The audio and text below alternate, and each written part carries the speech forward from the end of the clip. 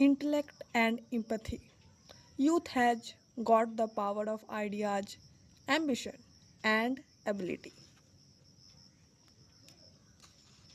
As you all know, the Mars orbiter mission was successfully inserted into the Martian orbit on 24 September 2014. My friends at ISRO told me that all the five scientific payloads were switched on and the health of the air spacecraft is normal, including high voltages on two of the payloads. The Mars color camera has been sending pictures of Mars which are of very good resolution. Most of the earlier high resolution images of Mars were put together to give a picture of the complete disk. ISRO's camera has a large field of view of about 5 degree by 5 degree and it can get the complete disk picture with high resolution. You can see these pictures on ISRO's Facebook and Twitter pages. I asked my ISRO friends, did they have any issue with the Mars orbiter mission? They told one particular an incident. During the passage of comet C by 2013, A1 the spacecraft had to be shielded.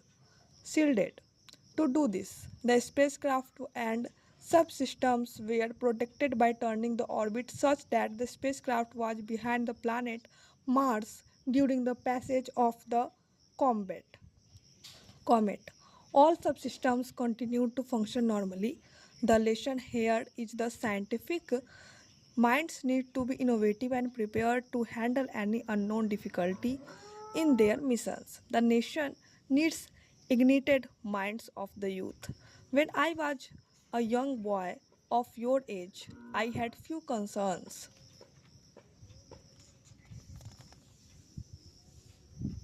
in my life. Will I ever go out of my village for high school studies? When I reached the high school in my small town and saw my colleagues well dressed, speaking good English, I used to ask myself, when will I enter their company? When I reached ninth standard, I had a concern. Will I get good marks to go for higher education, particularly engineering, science, or medicine? When I reached 10th class, all these concerns vanished because of the company of a great teacher. He gave me the vision for my life. My teacher's name was She Vasu Brahmaniya Iyer. Definitely, your schools will have great teachers who will help you realize your vision for the future, along with those who understand and inspire you. Always make sure to have the company of good books and great minds. For a happy and peaceful society, each citizen of the nation has to be facilitated to develop two unique traits. One is intellect and the other is empathy.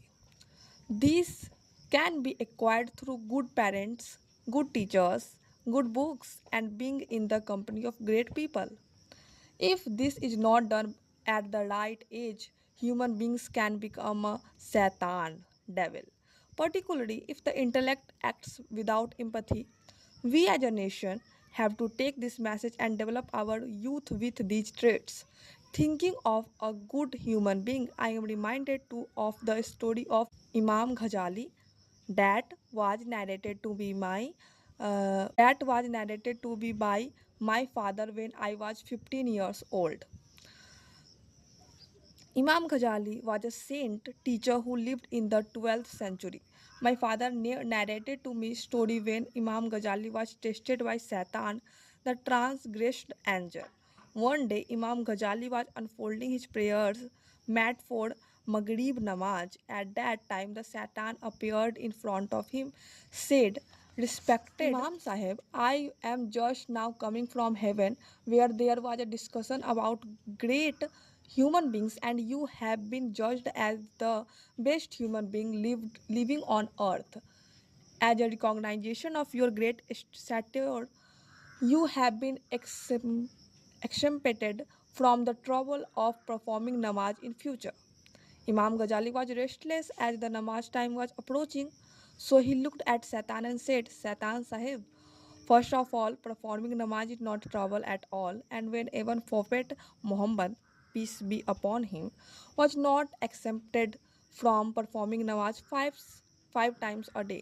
How can a poor imam like me exempted? He went on to perform the namaz. When he completed the namaz, Imam Ghazali saw Satan was still standing in front of him. Imam Sahib asked him what he was waiting for. Satan said, "O Imam, you have excelled even the most favored prophet Adam, who could not win over my deception, and I made him eat the forbidden fruit, realizing that Satan was flattering him." Imam Sahib prayed to Allah, "O Almighty, help me and save me from the deception of flattery."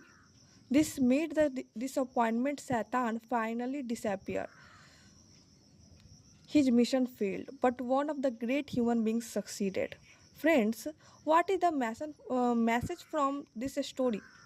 We not only have to develop intellect and empathy, but must also guard against temptations while contributing to our social missions, societal missions.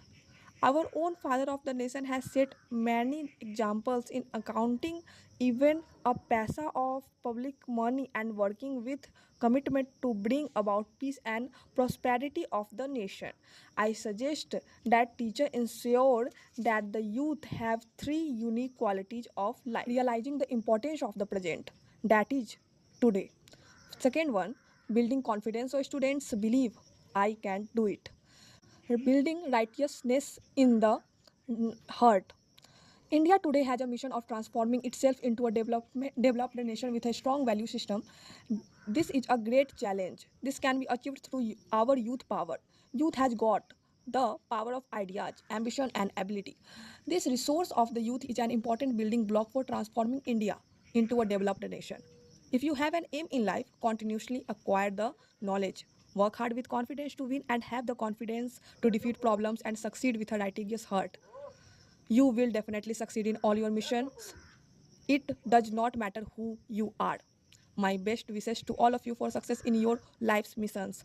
From address to the students of Angul, Odisha, 29 November 2014. Thank you.